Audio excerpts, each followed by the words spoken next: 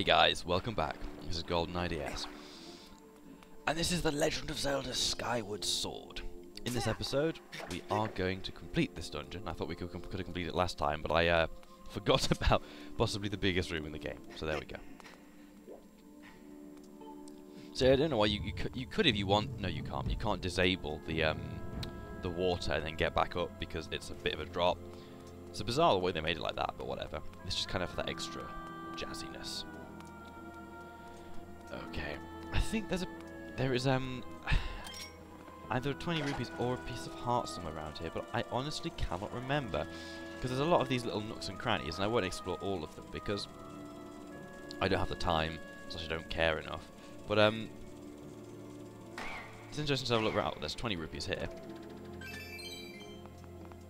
and a rock which you can't get through anyway. So, oh, it's blocked. It's not a rock, it's a tree. Okay. Now, normally going across here, it would be quite perilous, but let's show you what we can do. Well, apart from the fact the turning circle on this thing is worse than anything I think I've experienced. But whatever, let's try another angle then, shall we?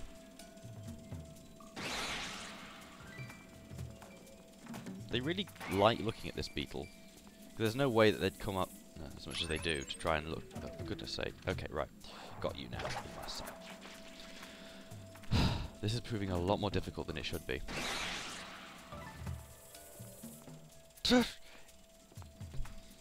Finally! Now the last one, which has just avoided everything I've thrown at it with its annoying avoiding. There we go. Now we can make it across them. Tight ropes, how I hate them in this game. See, you hold it, you balance it in the middle, and he just can't walk across. He's, I don't know.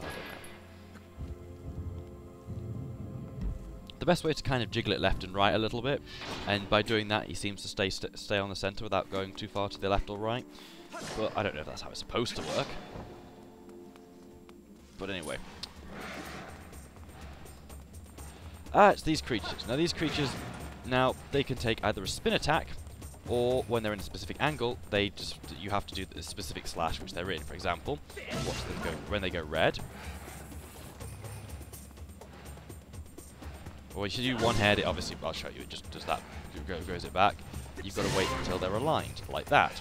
And that should get rid of all of them, but it didn't because the sword wasn't big enough. Oh, damn it.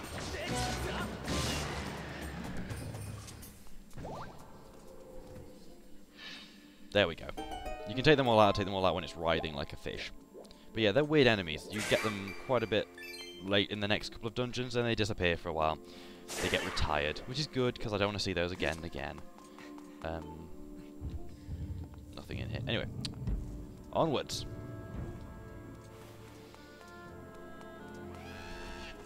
I love the kind of the glowing, luminescent... here we go, this music's back on now.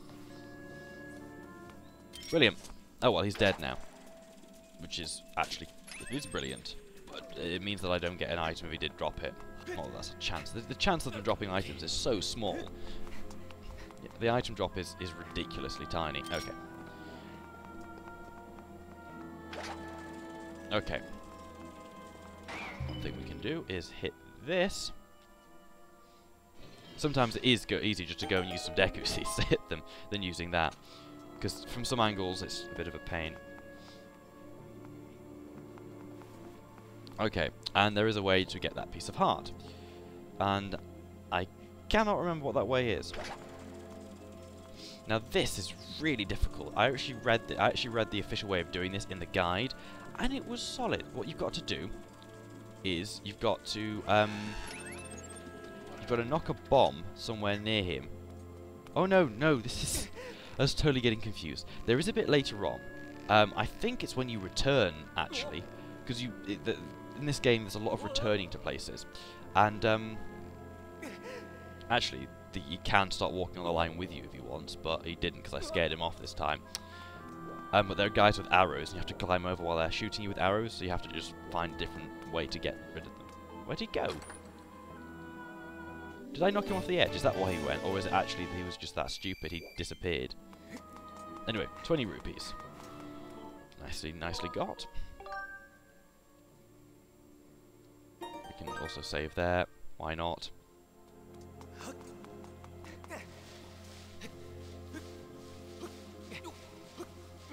And let's climb up here. This gains us access to the boss key, which we'll see shortly. It's a bit of a... Ah, right, okay. That confused me at first. I thought that was like a tightrope you could walk up. No, don't try that shit. That shit gets you killed. So does that shit as well. So don't do it. Let me remind myself.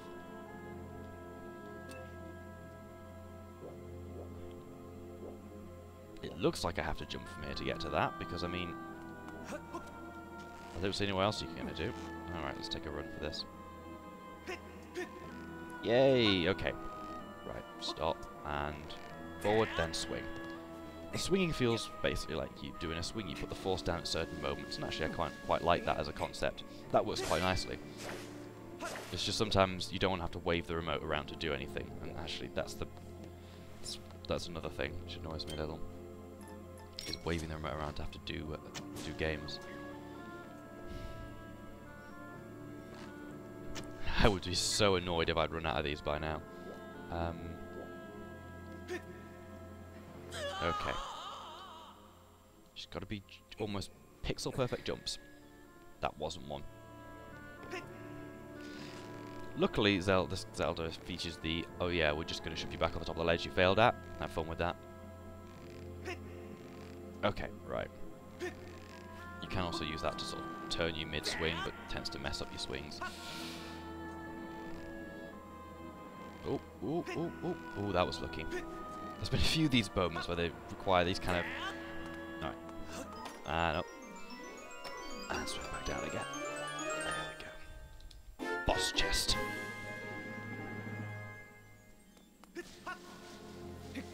The golden carving. Now they start out the carvings, basically, you have to rotate them into the lock. Now they start out fairly simple, but sometimes later on they can get not tricky, just a little bit like, oh, right, that's how they go, okay. Well, yeah.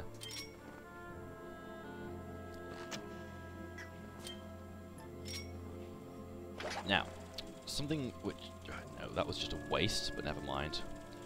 Like the final boss for this, the final boss, it's not the final boss. Anyway, up here, one of the sides, something you won't see unless you actually have an explore with the beetle, which I highly recommend you do, just to take a look at the, the attention to detail put in here. But in here, here's one of these. You can only get from this side, and hitting it will unlock the chest. The chest, I mean the piece of heart.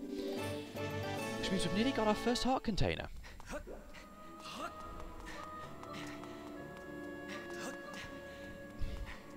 Sadly, we can't get it before we get our first heart, but anyway. Oh, for goodness sake, do I have to make it across there again? I guess I do.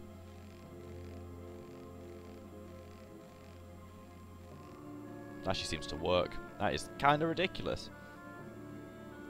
I wouldn't want to just balance like that. I don't know if that's how you balance. I guess you counteract every time you put your foot down or something. Anyway. Basically what we're looking for is that.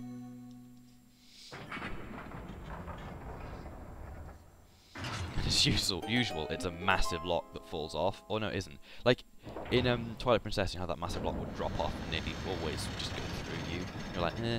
In this game, the doors kind of open a bit more epically. There are some really clever uses of the boss door. Basically, my favourite place is where the game is actually good. But anyway, let's meet our first creepy villain.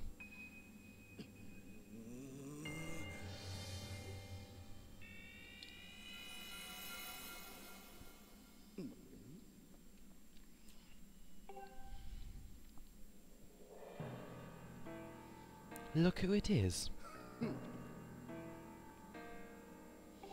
I thought that tornado I stirred up would have tossed and torn you apart. Yet here you are, not in pieces. Ugh. Not that your life or death has any consequence. It's just the girl that matters now, and I can sense her here, just beyond this door. Yes, we plucked Her Majesty from her perch in the clouds, and now she's ours. Oh, but listen to me, I'm being positively uncivil. Allow me to introduce myself. I am the Demon Lord who presides over this land you look down upon. This world you call the surface. You may call me Girahim. In truth, I very much prefer to be indulged with my full title, Lord Girahim, but I'm not fussy. Link's just like, yeah, this guy's a bit of a tosspot.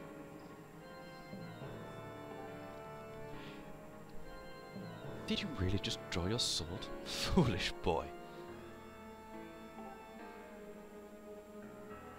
By all rights, the girl should have fallen into our hands already. She was nearly ours when that loathsome servant of the goddess snatched her away. Do you have any idea how that made me feel inside?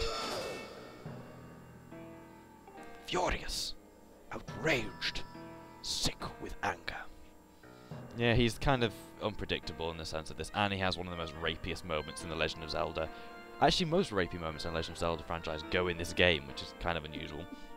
The turn of events has left me with a strong appetite for bloodshed.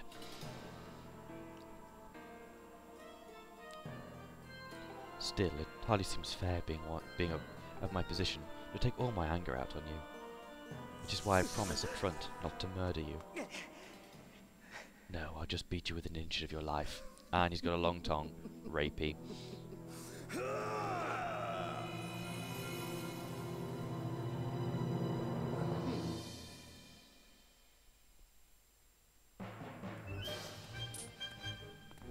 Okay, now this battle took me a long while to work out what the heck you're supposed to actually do.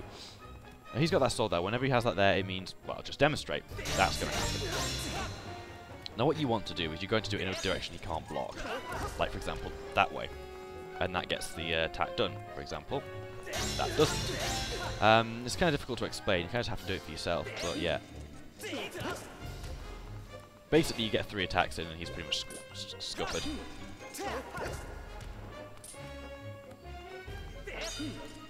Yeah, it keeps for a lot of reasons you can just get stuck in that.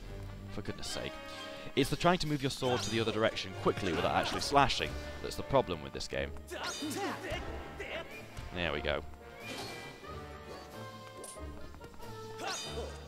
He basically is stupid because he ignores all your hits. Like for example, if you do a slash on him, you can see it go through him, but it doesn't count as a hit because it's meant to progress in a certain... Oh, for goodness sake. It really...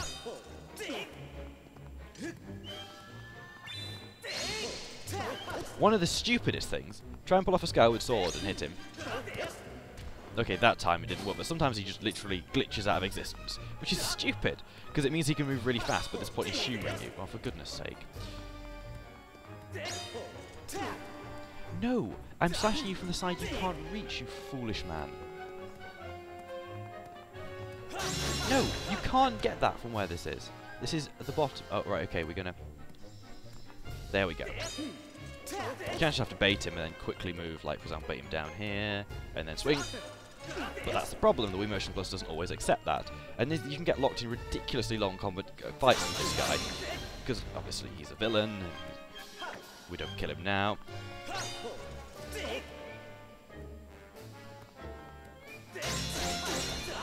But yeah, I need to say, this does get rather annoying very fast.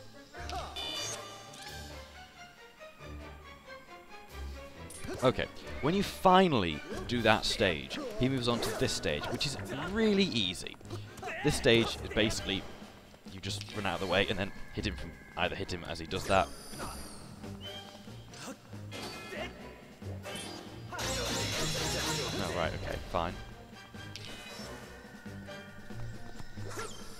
This one you can wail on him more. He just puts the sword in one direction and that's it. And you can hit those back to him actually, because they're all in the shape of a slash you can pull off. Also appearing behind you is one of his new tricks. You have to keep your eye out. See if I slash, hits back to him. Which is a nice little thing you can do. Oh, no, behind me. No, no, no, sorry. Now that can be a real bitch to dodge, because he can push you and then actually attack you afterwards, which is really annoying.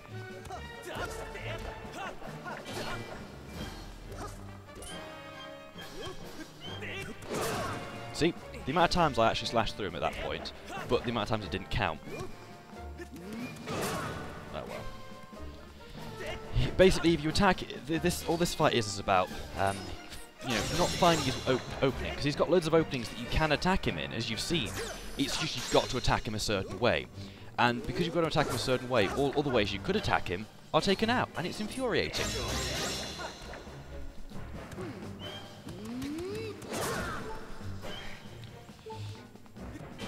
It's not. I wouldn't say Girahim is anywhere near one of my top favourite bosses. He should be dead by now. By all rights, he should be dead. Nope. No Link. Right, now I am screwed.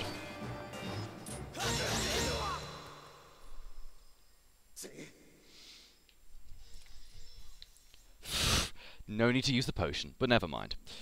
He's gone.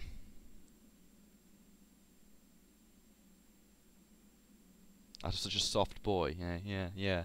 No innuendos here. But don't clap for yourself quite yet. The sword of yours is the only reason you still live. I fear I spent too long teasing and toying with you. The girl's presence has all but faded from this place, which means there's no reason to linger here. Goodbye, Sky Child. Go on and play this time. Get in my way again, and you're dead.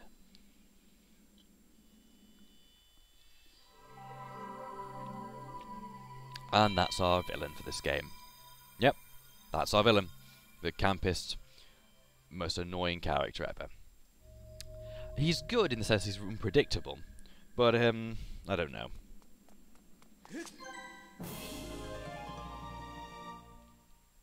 Anyway, they've redesigned the heart containers, which look nice. Kind of followed on from the design that they were doing in Twilight Princess. A lot of this, like I said, a lot of the design choices have some actual gameplay elements take quite heavily from Twilight Princess, which makes sense. It's the last game they made. But from a standpoint of looking at the timeline, it doesn't make too much sense at all, which is why I call BS on the entire timeline. I'd be happy if they said there's not really a timeline for Legend of Zelda. I'd be like, okay, that's cool. There's no timeline, that's good. But there is. And because Nintendo have officially announced it, it means we've got to accept it, which is stupid. Anyway, this is a really nice, beautiful place, and you can actually get your bug net out and catch some... oh, there's a red rupee up there.